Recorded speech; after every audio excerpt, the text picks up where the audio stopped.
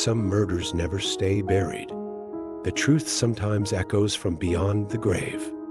The story of the Greenbrier ghost is a frightening case of justice being served in the most unexpected way.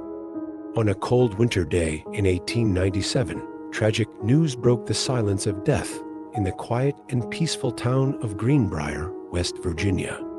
23-year-old Zona Heaster Shue had died suddenly. The small town was a community of people who knew each other, often making a living from farming and manual labor. So Zona's sudden death came as a shock to everyone.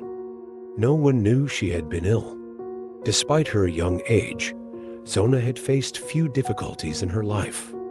Her parents, especially her mother Mary Jane Heaster, were worried about her future. But Zona married a man she thought she loved, Edward Shue, and soon began a new life with him. Edward was a blacksmith who had come to town as a newcomer. He was handsome, strong, and charismatic, but not much was known about him. Everyone was unaware that his past could be full of shadows. Zona's lifeless body was found in their small house near the blacksmith shop where her husband worked. The person who found her was a boy who helped his neighbors. Edward had sent a neighborhood boy to check on his wife, who was home alone every morning before going to work.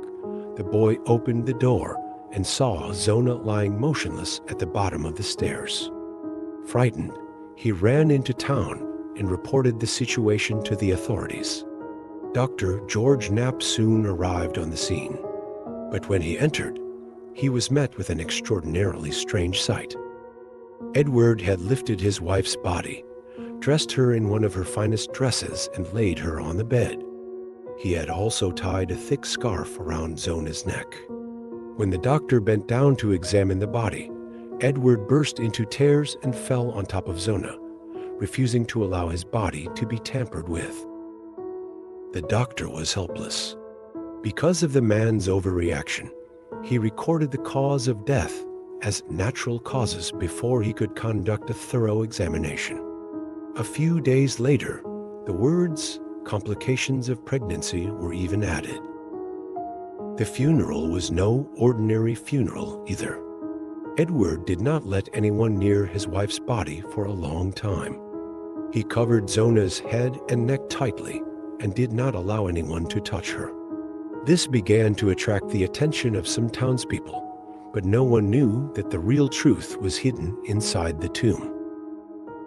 Zona's mother, Mary Jane Heaster, didn't want to believe in her daughter's death from the beginning. She knew her daughter was cheerful and healthy. She felt there was something more behind her death.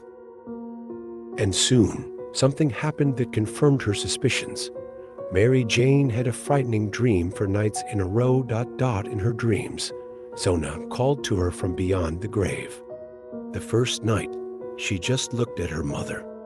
The second night, she opened her mouth as if to say something, but no sound came out. On the third night, the truth came out. Zona told her mother how Edward had killed her. "Mom, I didn't fall. I didn't die. Edward grabbed my neck and strangled me. In the last moment of my life, his anger overflowed from his eyes. He showed me no mercy. I couldn't breathe. My mouth opened, but no sound came out. He killed me." Mary Jane felt that her nightmares were not just a grieving process. It was a message. On the last night of her dream, Zona showed her mother that her neck was broken. She bowed her head and showed her mother the bruised scalp and crushed throat. The woman woke up in great fear and terror. The next day, he went to the sheriff and appealed to the authorities to re-examine his daughter's death. At first, the authorities refused to take Mary Jane's story seriously, but suspicions about Edward were growing in the town. After a while, the townspeople learned dark secrets about Edward's past. His first wife had run away from him for being violent.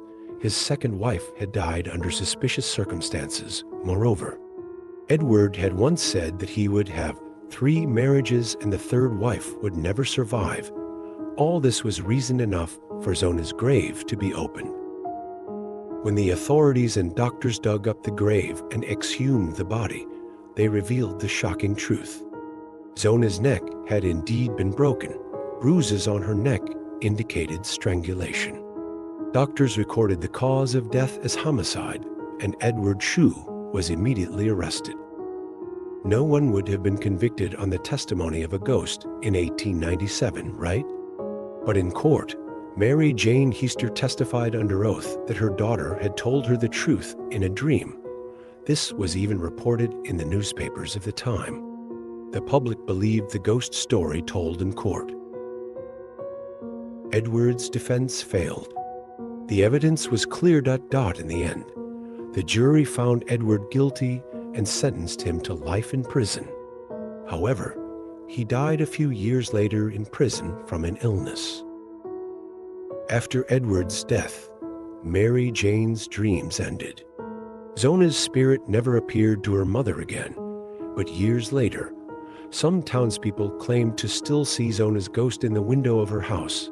Today, Zona Heaster Shue's grave is still visited in the town of Greenbrier.